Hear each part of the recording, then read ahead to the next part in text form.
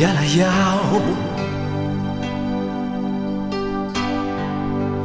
，pasti mama sayang kamu. Assalamualaikum warahmatullahi wabarakatuh.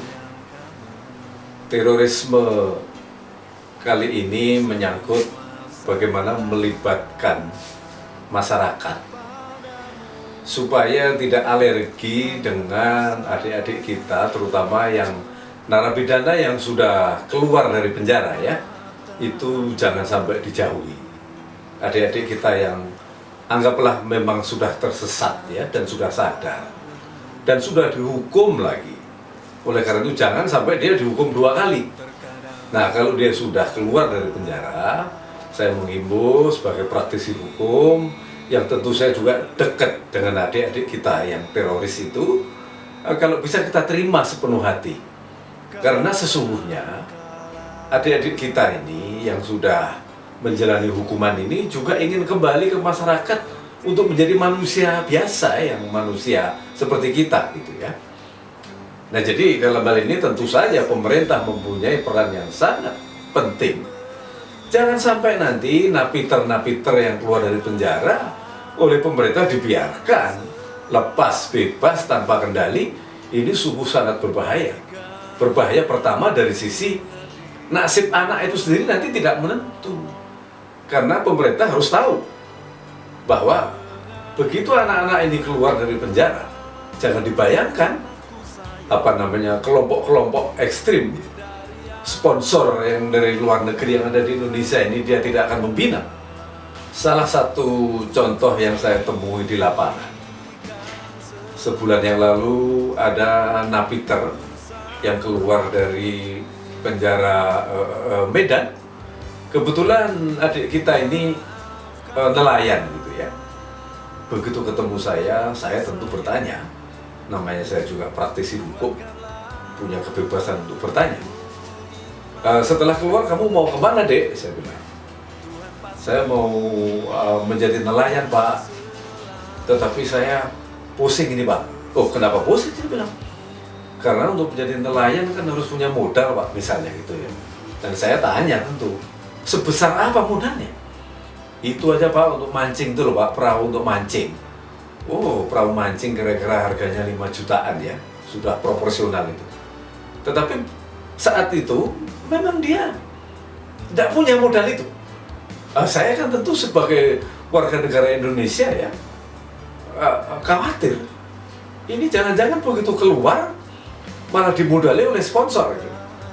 Dikasih modal oleh kelompok-kelompok ekstrim untuk beli perahu kunting itu tadi, perahu yang untuk cari ikan mancing itu ya. Nah, kalau udah seperti ini kan sangat berbahaya. Maksud saya, kembali lagi, dalam hal ini nggak ada ruginya, nggak ada salahnya, tidak melanggar apapun. Kalau pemerintah misalnya memberikan modal untuk memberikan perahu. Nah, ini salah satu contoh. Kemudian seminggu yang lalu ada juga saya temui di Nusa Kambangan. Dek, setelah ini keluar kamu mau kerja apa? Dia bilang mau jualan soto, Pak. Saya sama istri dan anak-anak saya. Lagi-lagi problemnya sama, dia tidak punya modal. Setelah saya tanya, dia bilang kira-kira modal untuk jualan soto ini, ya namanya soto pakai tenda itu ya. Yang dimaksud itu tenda-tenda di pinggir jalan itu. Ternyata kata dia maksimal 5 juta itu udah banyak sekali katanya. Dan tetapi karena ini juga kelihatannya belum komprehensif pemerintah itu menyiapkan hal seperti itu, tentunya ini akrobatik juga gitu ya. Adik-adik kita ini perlu dibikinkan semacam forum begitu ya, forum komunikasi napiter. Nah, forum ini tentu bentuknya kan organisasi. Bisa saja forum ini kemudian kita bikin koperasi misalnya. Napiter-napiter yang memiliki koperasi di situ bisa kita ajarin menjadi pengusaha ya. Ya kita ajarin supaya dia bisa hidup lah di masyarakat. Karena apa? Karena yang namanya selama ini dia terindoktrinasi aliran-aliran keras seperti itu, yang dia tahu hanya bom dulu. Jadi pemerintah jangan lepas tangan. Saya menghimbau seluruh departemen yang ada di Indonesia ini harus bersatu padu. Karena banyak sekali sumber-sumber dana yang bisa kita manfaatkan. Jadi forum-forum seperti ini perlu dibentuk kerjasama dengan departemen-departemen pemerintah yang ada di Indonesia ini dengan melibatkan masyarakat.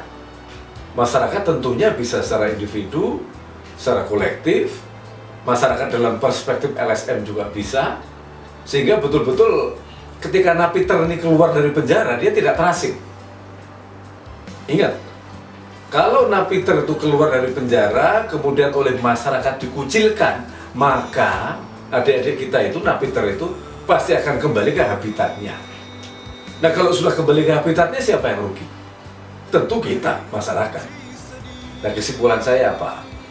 Jangan sampai napiter-napiter yang sudah keluar itu tidak ada pantauan dari pemerintah. Jangan sampai tidak ada kegiatan.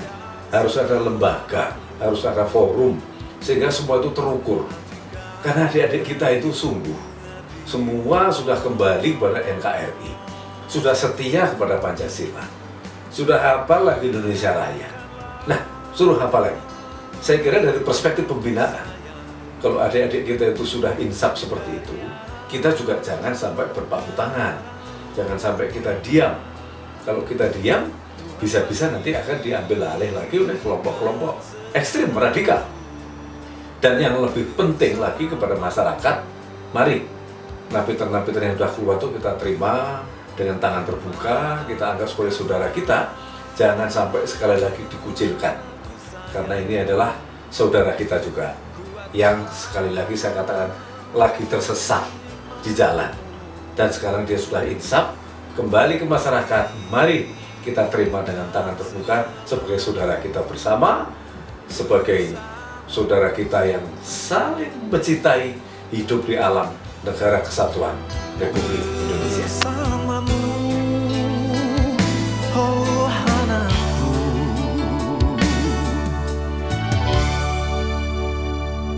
sayang.